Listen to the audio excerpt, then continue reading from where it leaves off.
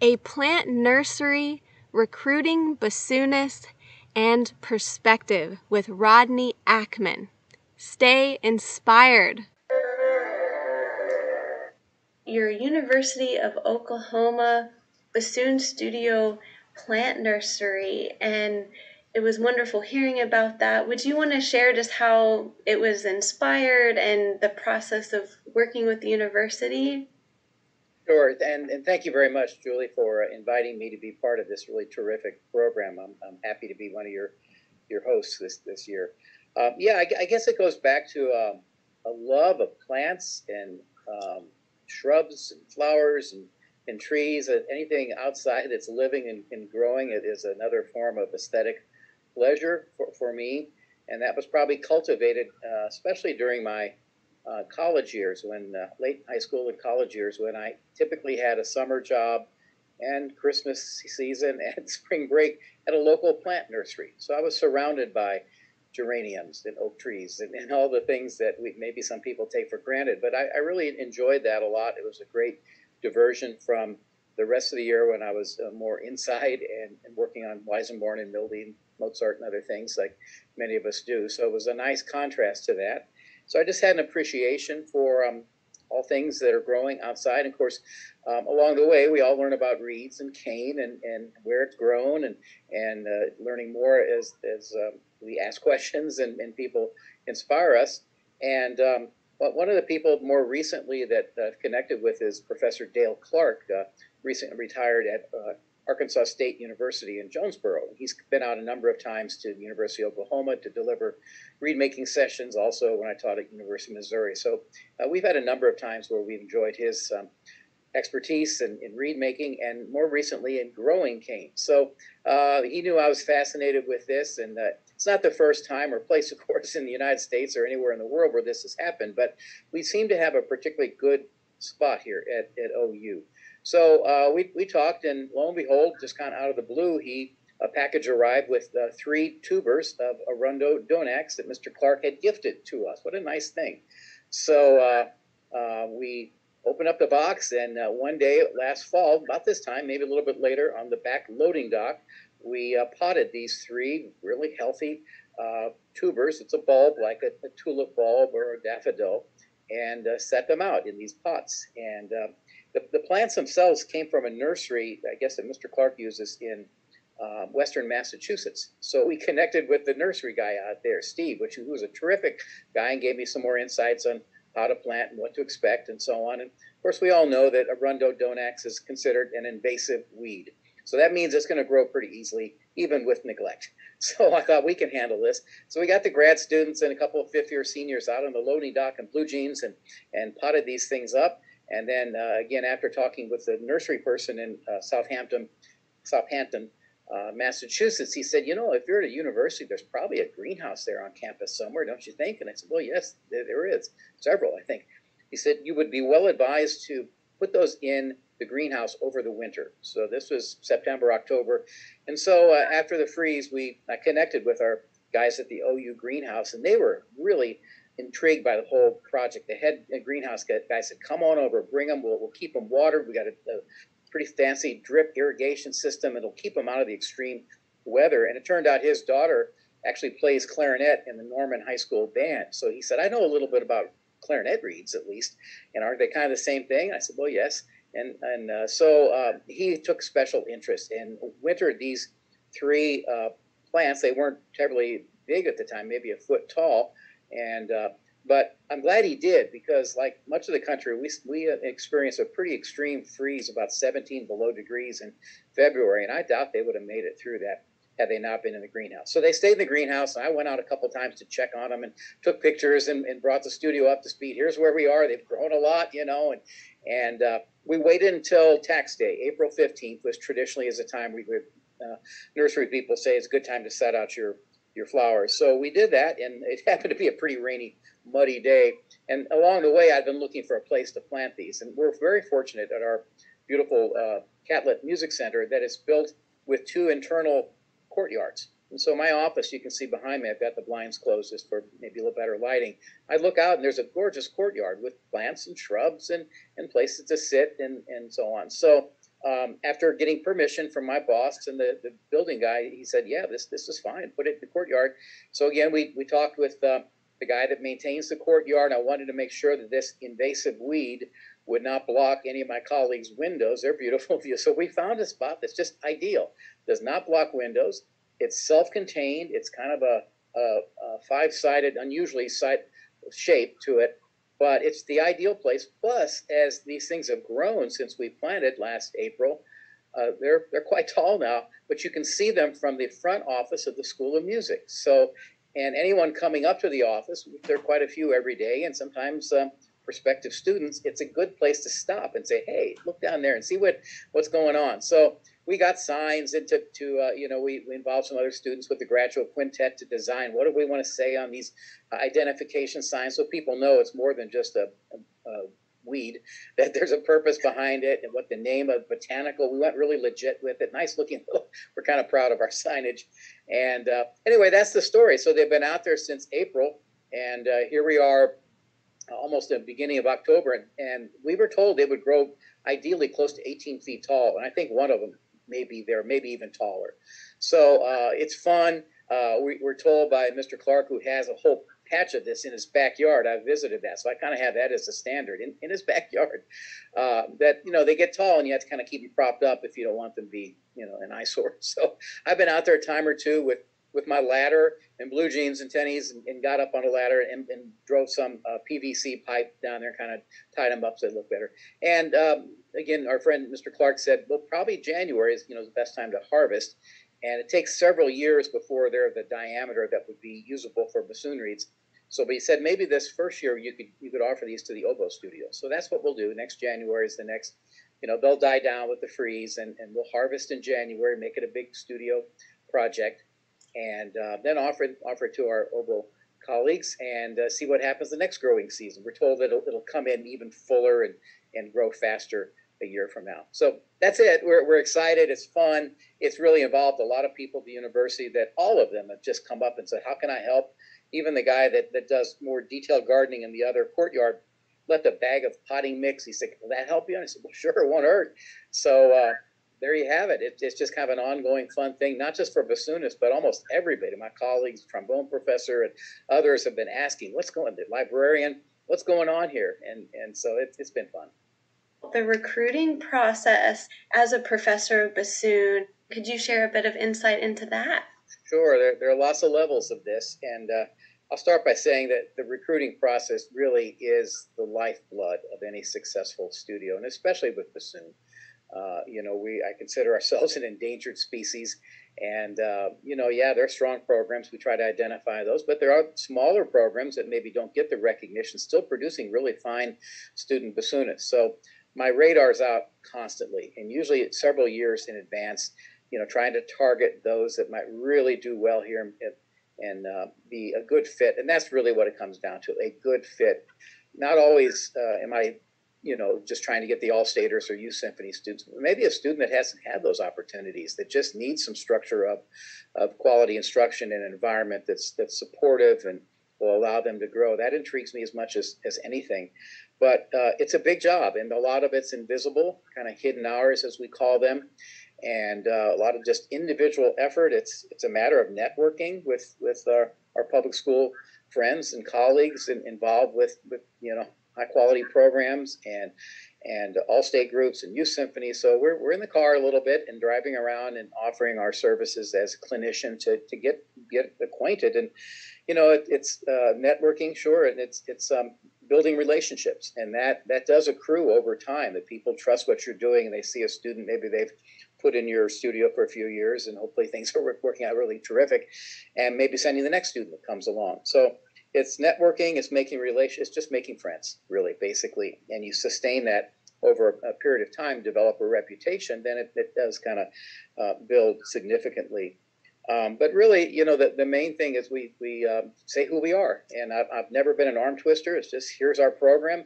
If it's the right fit, then let's talk and let's take it to the next step. And what is the process of applying to the university? And sometimes that has to be detailed and clarified. And but it almost always involves some kind of lesson, some kind of get to know you beyond just some email and maybe visiting youth symphony. So I like the one-on-one opportunity, either in person, of course, more recently via Zoom, but it's all useful to try to assess how teachable is any given prospective student. Are they open to your thoughts and ideas? And most of the time they are. And you can read that pretty easily just in eye contact and how they interact and ask questions. And then, you know, I try to challenge them. Let's play this phrase a little differently. Let's put a crescendo here. Let's consider maybe a different articulation pattern.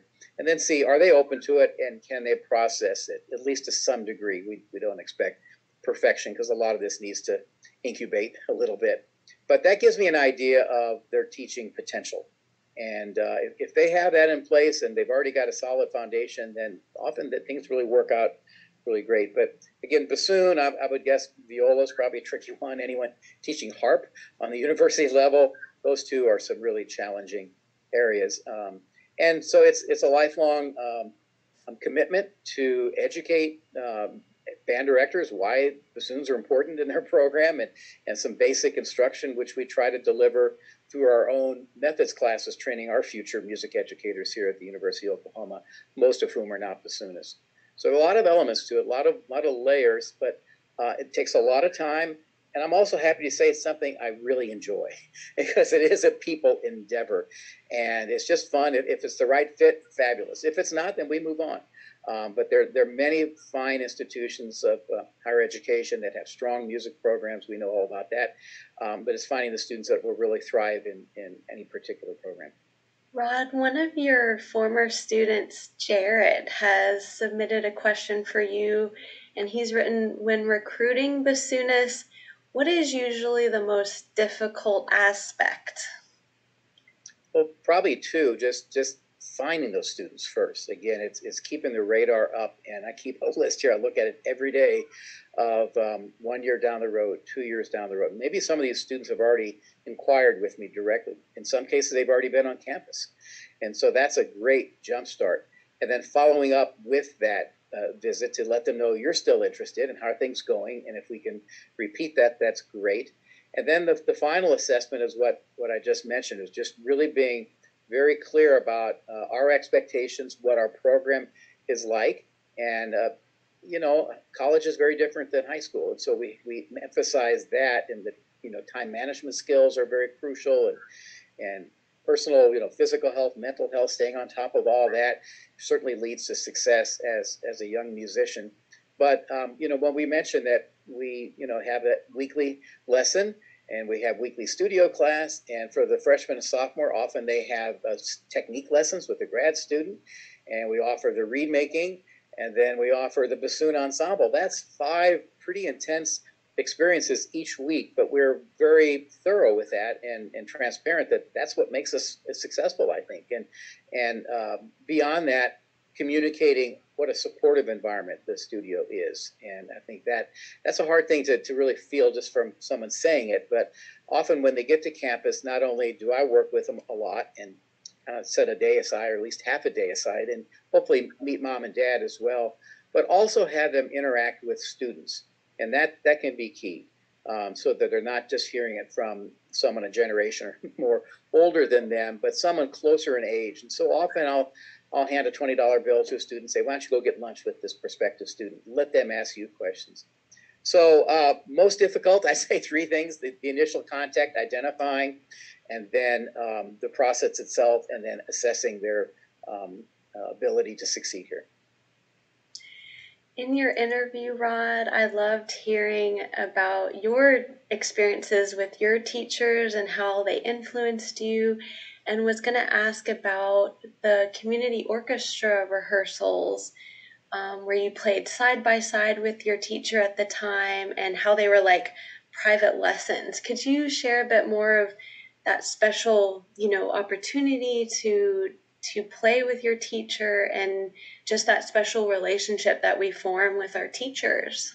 Right, happy to. That is it was far more impactful for me at the time than I realized. It was many years later that I thought, wow, here I'm a 16, 17-year-old young man, and I'm playing in 2 or 3 community orchestras and the St. Louis Symphony Youth Orchestra, growing up in an era where all that was supported, and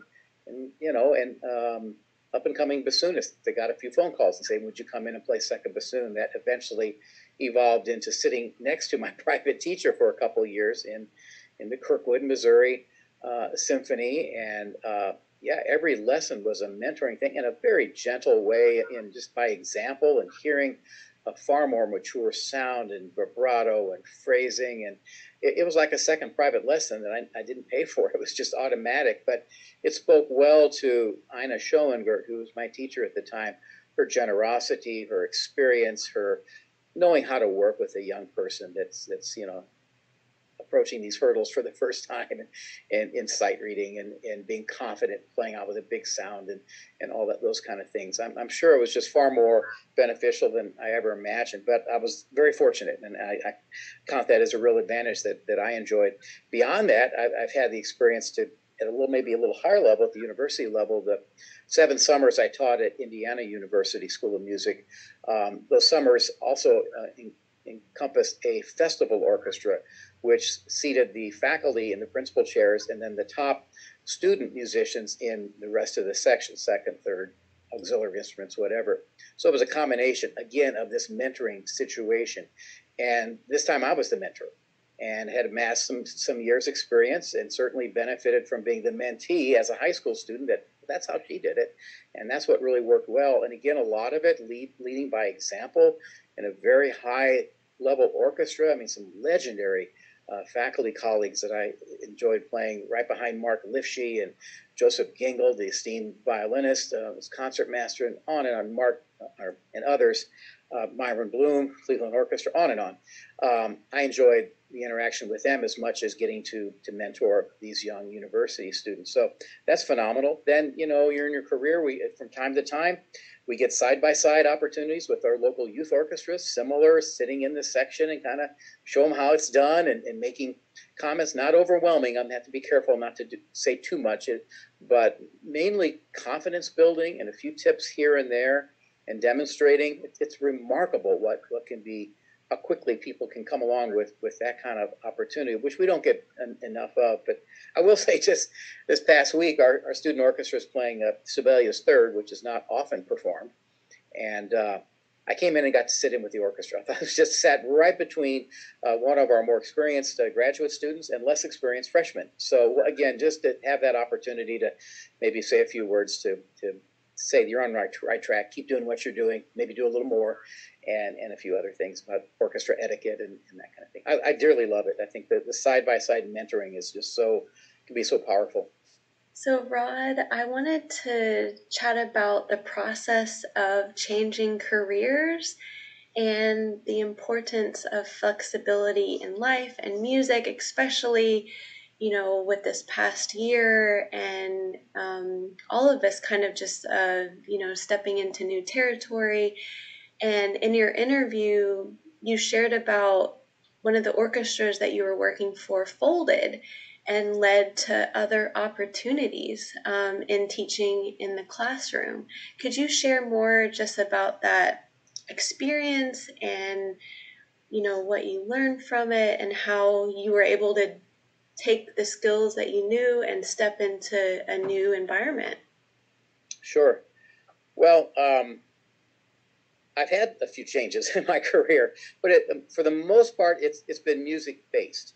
So sometimes more teaching than performing, sometimes more performing than teaching, but almost always my foot has been in both worlds. It's just been on a few occasions where my primary source of employment was outside of music. So I've been fortunate in that regard, but perhaps that's a reflection of my willingness to adjust along the way, because some of these changes, as you said, were not necessarily expected or wanted. It was out of my control. And as you said, COVID has really highlighted that as well. Everyone has had to make some adjustments on so many levels. And so maybe what I've picked up along the way that's worked well for me helped me get through these, the ongoing COVID as we're dealing with it. But as our listeners may know, I began my professional life as a middle school band director, right out of Indiana University. A senior recital, some student teaching, and the privilege of working with Leonard Sharrow. And I always knew it was a possibility that I may be in the classroom, and I loved it. It was a situation was new to me in a small rural community of about 4,000. Gosh, you can learn a lot about life and your role in that kind of community that maybe I wouldn't have otherwise. And so those 2 years as a middle school and assistant high school band director were more useful than I could recognize at the time. Band director skills are pretty nice to have. A willingness to organize, a willingness to make things happen. Again, just when students walk in the room, everything is set, and the logistics, all those, it was impressed upon me through my university training in those 2 years, what it takes to be an organizer. And that's to this day, a lot of what I do is at the computer, making plenty of post-it notes of what I need to do tomorrow that may have nothing to do with me playing the bassoon or teaching bassoon. So that's where it started, 2 years. And then I was fortunate following grad school to play in the Tulsa Philharmonic, a growing orchestra developed from part-time to full-time very quickly, eventually to 37 full-time core musicians, pairs of winds, and the front desk of the string section. So it allowed us to do a lot of chamber orchestra things and chamber ensemble, and just a magnificent 22-year run. I never thought it would be that long, but you don't know where the future will lead you, but happily those were really satisfying, enriching years with the diversity of but we didn't know where it would go, and I was taking auditions and often advanced and sometimes got pretty close to a couple, and academic positions. But as you mentioned, that the arts are fragile. There's no question about that. Any nonprofit comes with the caveat of be resourceful, and it tests how passionate we really are as musicians, as educators as well. So, as you mentioned, after 22 years, the orchestra disbanded, and so there I was with a mortgage and a couple of kids, and the strong desire to continue in music. So, where did that leave me? A lot of substitute teaching, and that builds some flexibility in you. Your average high school algebra class or wherever I was teaching is out to get the sub. They're testing you from the get-go. So you learn very fast how to approach those kind of challenges, and that's pretty selective about what temporary teaching positions I had in the public school. But I was certified and felt very comfortable in the public school classroom, and that eventually led to a full-time position in elementary general music. Again, something I did not have a degree in. My degree was in music education and music performance as a master's student. But here I was teaching first graders in elementary music in a challenging school. It was a Title I school, and a lot of underprivileged kids, very mobile, populace. It intrigued me immensely. What can you do here? And as I mentioned, this particular school was a year-round school. So we went 10, 12 weeks, and we're off several weeks. And every time we had that break, I would use it to mentor other high-quality teachers. And I was so grateful that they were open to me, coming and observing them, taking notes, getting good ideas on music and programs, things that would work. And it just was I was kept so busy, I didn't have time to think about what am I missing by not being in an orchestra there. I was trying to be successful at that program. So that's where I learned how to recruit. And when I arrived at this, it was a very fine school system, but the most challenging elementary school within the district. A big deal is the honor choir, in elementary school. So our little honor choir, and I inherited the name. I that was pretty funny. As I inherited Sooner Bassooners, we cherish that name here at OU. But at this elementary school was named after country western star Roy Clark, and he was a native of Tulsa. Anyway, has nothing to do with the name, but the honor choir was known as the Sparkle Tones. The Sparkle Tones, and that's a new one. So we started with about 7 Sparkle Tones my first year, and I started talking it up and say how much fun this is going to be. And, hey, we can perform it at assemblies and PTA meetings every month. And by the second year, here were our Sparkle Tones. So there you go, and there's Mr. Ackmann over there, and on stage. So again, I learned how to recruit, and it wasn't all that. It wasn't magical, but it's just making friends and contacts and getting to know your colleagues and showing what you're doing and keeping it fun. And so, no, I didn't know a lot of Orff and Kodai and all those things. I tried to, but the main thing was teaching and working with young people and making the experience a very positive one. So that's where I was for 2 years, and then the position opened up in my home state of Missouri, as I mentioned. And that kind of brought me back into music and a very fine and very active woodwind quintet, which I dearly love. But again, building new skill sets. That's how I kind of learned how to make connections. And also, you stand in front of a gym full of parents and teachers and kids and energy just galore, and you're the one in charge with a microphone in your hand and try to pull all that together. I guess I learned a little bit about classroom management. And so that directly related into this position at Mizzou that had me teaching 2 very large sections of music appreciation for non-music majors to try to get in their world, relate to them that may have no desire to learn anything about Renaissance music or Beethoven or Mozart or anyone else, and to try to make that connection and become their mentor, and that maybe there is something here if I just learn more about music. So it taught me a lot. Flexibility, of course, and then of course, that opportunity led me here to the University of Oklahoma. So yeah, finding mentors, not being afraid to ask for their help. I think that holds true at any position, any place, any time. Not being afraid to expand your skill set. Oh, I was outside my comfort zone many times, many times. Luckily, my spouse who's tuned in here, she's a career band director, so I would run a lot of ideas past her. What does this sound like? What am I doing right? What am I doing wrong? Valued her perspective, as I did my own children, who at that time when I was in the elementary school teaching, those 2 years, they were growing up about the same age. So we would talk, it sounds crazy, but musicians are obsessed about, around the dinner table, you think this will work, et cetera, et cetera. But I had a lot of wonderful mentors and wasn't afraid to get outside my comfort zone. And it's the kind of thing that can be scary. It can be very stressful, but there can be remarkable rewards on the other side that you don't even know until that gym becomes packed with interested parents that are coming there to see their kids sing for the first time. It's exhilarating. All the wonderful expressions of just pure love and connection were quite special for me those 2 years. My bassoon gathered a little dust during that time. I still played opera in a lot of gigs, but I found my way back into more of a full-time bassoon career. So yeah, I hope that answers some of the questions. Flexibility is key.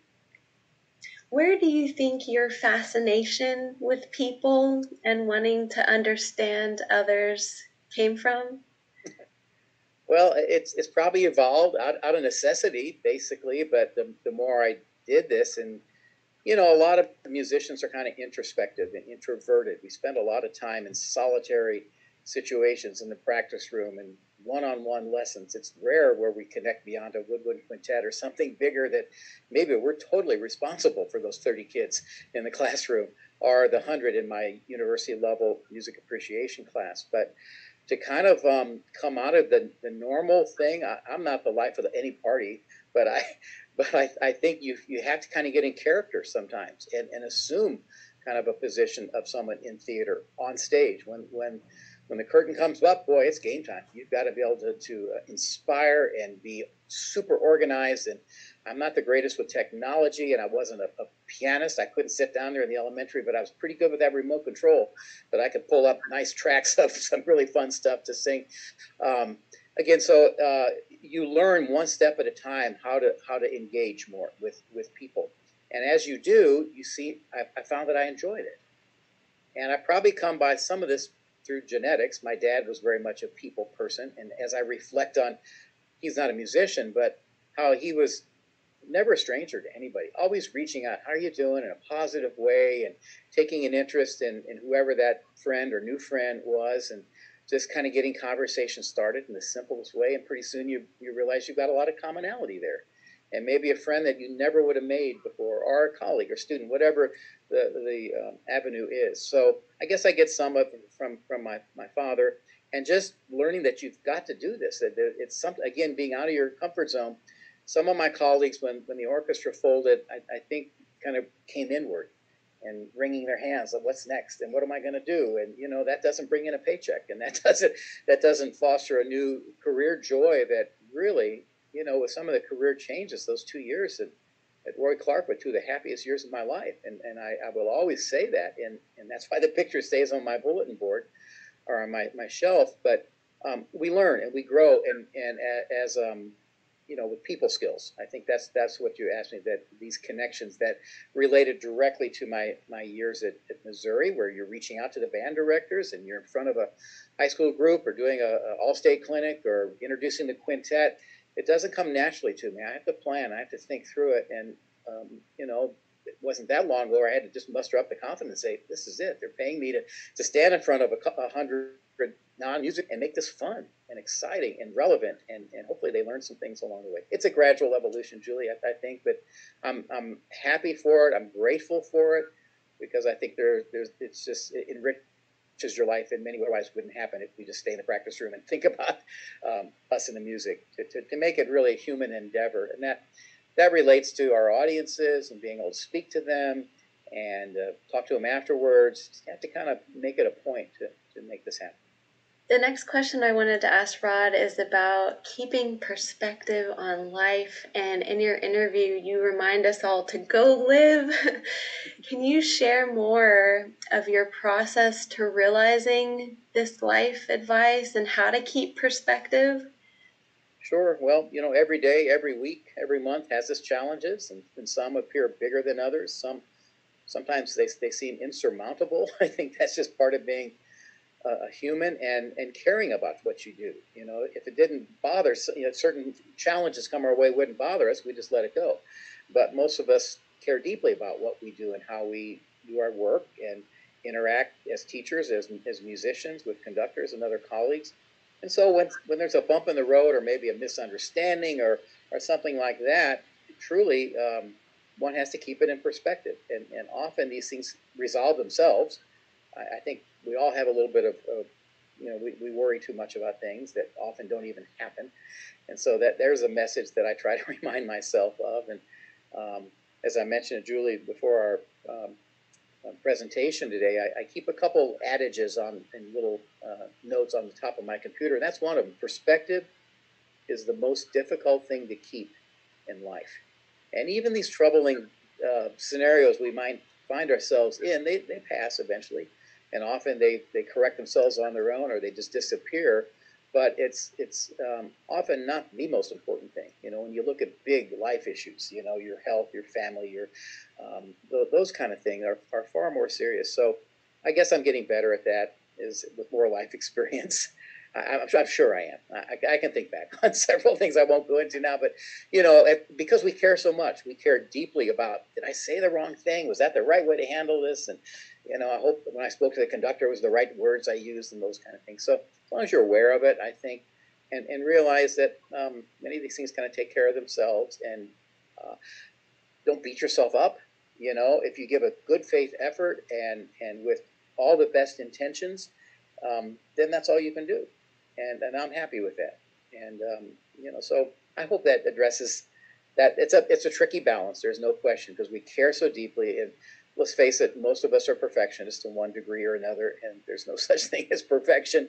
So you get as close as you can and try to feel good at the end of the day that what you said and did really added up to something meaningful and enriching. Are there any books that you have found inspiring, or anything that you're reading at the moment? Sure. I must admit, I'm not a big reader. I should be. I know that's one of the most important things, to listen to lots of music and read a lot. I probably read more journals and things like that. Try to stay on top of what's happening. And of course, much of it is digital these days. So yeah, we do read online. But as far as books and so on, not that many, but I've got a whole lot that someday, when retirement comes my way, I hope to really delve into those. But to answer your question, there are a couple that really stand. There are many. I mean, there are many brilliant people, lots of experience and lots of things to share with us. This is over decades, of course, and many of these we're aware of. Arthur Weisberg's books and reed-making books and things very specific to what we do, the art of teaching and those kind of things. It gives some great input. But I think two that really stand out, one that's been around for a while, is David McGill's book from 2007, Music in Motion. I think that is just such a comprehensive and certainly incredibly relevant to bassoonists especially. So I think that is one that most people should consider getting and reading and putting into practice as best they can. There's so many really wonderful ideas. The other one is quite a bit more recent. Just within the last year, I've just been blown away with The Way of Cain by Eric Arbiter, a new friend of mine from the Houston area, recently retired after 45 years as associate principal bassoonist. And Eric has such a fascinating life and skill set, professional photographer and artist, caricatures and things like that, and a brilliant mind with anything mechanical and curious. And so we've become friends, and over the past couple of years, he has restored, adjusted, sharpened blades on almost everything that I own in the reed-making process. So gougers and profilers and tip profilers, and always just trying to serve. What do you want, Rod? Where do you like this set? Where do you want the back? What kind of dimensions do you want? All that is in his book, The Way of Cain. So in great detail, and putting everything into context. This is the background. This is why it's important. Being a professional photographer, those photo images are just fantastic. And there are a lot of historical things in there. It's the most broad-based approach to reed making, and then in addition, musicianship as well. He deals into things beyond the Way of Cain and practicing and specific fingerings and ideas. It's some money very well spent, and I keep gleaning more and more from this book. It's I don't know how well known it is, but it should be. Oxford Press, and I think both Mr. McGill's book and Eric's The Way of Cain should be considered as required reading for anybody serious about the bassoon. Is there a course that you wish universities could offer students? Sure, and perhaps some already are. We have here within the last 6 or 7 years, we meaning the woodwind area, initiated a professional development class. The things that most of us, my colleagues and I, wish we had had a lot more in detail in our own university training. Things you kind of learn on the job. Things that sometimes seem obvious, but it's important to know that this is kind of the way it is, and you should anticipate this rather than dealing with it reactively, more proactively. But boy, that's a wide variety. We had plenty of things to talk about in this class that we started. Now it's morphed into a capstone course. But in any event, it covers things like writing resumes and what is a CV and what's the difference and how do you apply for a job and audition suggestions and the whole realm of that world, electronic media and recording. Our saxophone instructors has a magnificent experience in that realm and always did such a great job with the technological things. I covered audience engagement, again, how to reach out to the audience and make them comfortable, whether it's program notes or comments from the stage or just your mannerism, your decorum, the all-important M&M, as I call it, after concerts, the mix and mingle, that, musicians often kind of congregate with themselves and, and instead that's the time. You've got to do that later, but reach out to the guest that maybe has never come to a bassoon concert before, someone you just don't know, and just simply say, thank you for coming. I really appreciate it. So you build connections that way. So audience engagement is a big part, grant writing, on and on and on. I mean, you probably make several courses of these things that, well, it seems obvious, but until you've done it, there's a methodology, and we certainly can learn a lot from people in our profession that have done this and done it quite well and can speak passionately about it. So I think some kind of professional development class, and we're getting a lot, I mean, I'm sure this is common in more and more courses of entrepreneurship. Of course, that's valuable. Again, broadening out your skill set and finding things that you can do beyond teaching and performing as a musician. But there's so many other careers out there in arts management and concert production and so many things that provide not only a satisfying career, but a necessary and much needed opportunity for someone to do a good job at that. We would love to hear about your bassoon. And we have a comment from Richard Meek where he's shared, I know you play a 6000 series Heckle that Norby works on, but what is the history of the instruments you've played since your beginning of bassooning? Okay, right. Well, Richard, you're exactly right. So I started in high school. I used a Schreiber. It was a very fine horn, and took me up through up to when I walked into Indiana University. Was expected to own my own. So at that point, I had some good guidance from, again, this teacher I had at the time, this wonderful mentor, and guided me into a really fine Puchner her teacher was Stephen Maxim at the time, and he was a representative Puchner. And Mr. Maxim went kind of hand selected what he had in New York and sent 2 of these instruments to St. Louis. And so that's where I started as an undergrad. And it was a fine instrument. Got to know it very well. Extremely free blowing, and but all along the way, like many bassoonists, you have these dreams that maybe someday I'll find a heckle. Wouldn't it be great to find this in grandfather's attic and make something out of it that they don't even know what they have? Well, that never happened. And my grandfather didn't have a heckle bassoon, but nonetheless, I kept dreaming that maybe someday I'd find something that I'd have some interest in. So many years went on, and decades of performing and all over the world with this Puchner. I'm kind of unusual in that the Puchner I bought as a high school senior was the same bassoon I had until maybe 20 years ago. So a good long ride through undergraduate school, graduate school, 22 years in the Tulsa Philharmonic, and some international things. So it really served me well, and I had no reason to change from it. It is an instrument I knew very well. Mr. Lasley, Mr. Norby kept it in tip-top condition. We added high E keys and just regular maintenance. I knew that horn quite well. But anyway, a bassoon did come my way. So this was when we were in Tulsa, and it was in a rural school system that was changing out their inventory. They had a lot of things they weren't using that were just in horrible condition and really probably should have been in the dumpster. But anyway, they had some bond issue money, and I got a call one day from our local band repair place, music store, that handles this, and I knew the guy pretty well, the manager. He said, "You never believe what happened, came in here today." What happened? Well, we got a heckle bassoon from X school system, and you wouldn't. I said, "Really? A heckle? Wow, that's really something. Thanks for calling." He said, "Yeah, but you probably won't have any interest. It's just all beat up. There's wood rot. There's cracks all over it. It's a real dog. It's just a mess." And the first question I had was what's the serial number? And he said it's 6882, and I knew that the late 6s and early 7s were quite special instruments. So that aroused my curiosity, even though I knew it had a lot of problems. So I asked, could I come down and look at it? He said, sure, come on down.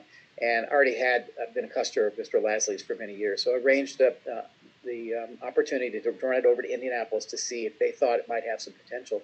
And he did. He said, I think this might be worth restoring. So took a big gulp and said, well, this is going to be costly. We're going to take all down to bare wood, replate, add keys, everything to put it in the best possible condition, deal with that wood rot and many other things. At the time the phone call came in, the guy at the music store said, probably the case is worth more than the bassoon. We're ready to scrap it for parts. Well, that's pretty shocking for any bassoonist on a 6,000 series heckle. But there were no guarantees that this horn would be anything special until it was the commitment was made. So that's what we did, invested in it.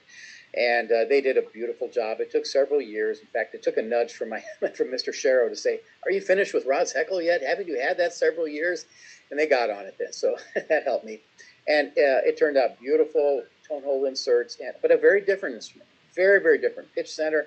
I needed to find a vocal for it. I needed to learn how to make reeds for it. I was at Missouri trying to earn tenure, and every note you play is very, it can be judged. And so I wasn't comfortable yet making the switch from this Puchner, I'd ridden that horse for decades, over to the heckle because it was so different. I knew it had great potential. I needed time. So I didn't make that change until one year when I went over to do a summer festival in Italy, and I knew once I was on the plane, I couldn't change bassoons. Whatever I brought over there, I had to learn and make it go in chamber music, which is pretty demanding.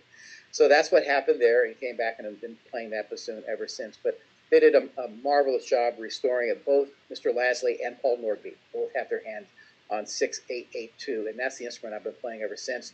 Fortunately, I was able to sell my Puchner. I had no reason to keep it, and an outstanding student from the Blair School of Music at Vanderbilt bought it. He's now studying with Mr. Morelli at Yale, so I'm glad it fell into good hands. It's always fun for me to hear it if he's doing something live stream.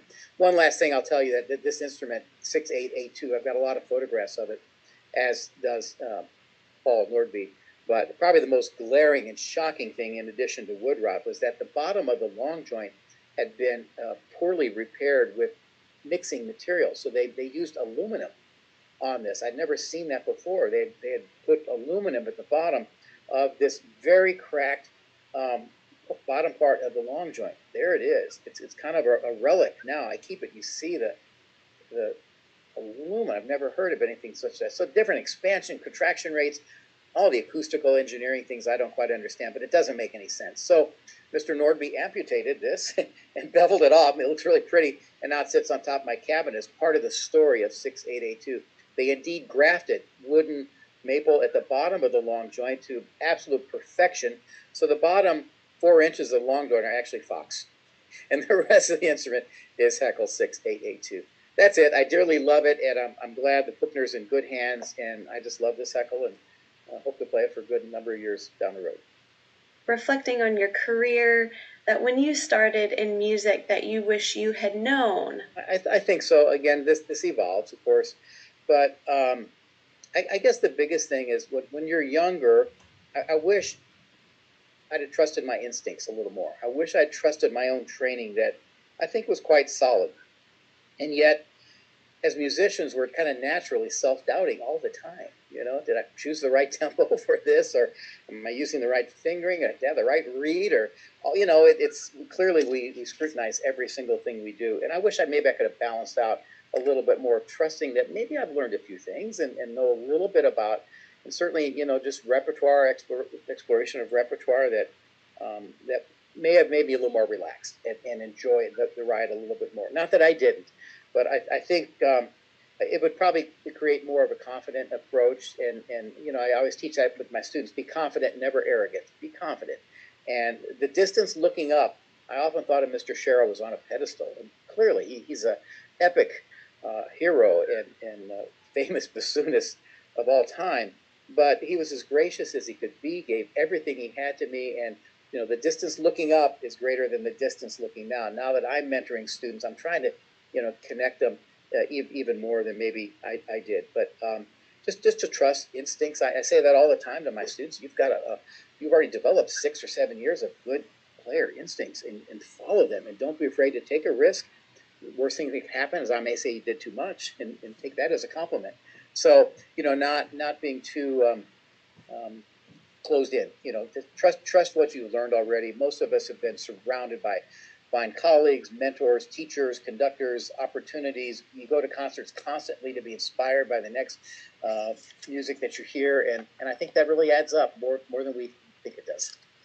Thank you so much for this wonderful discussion today.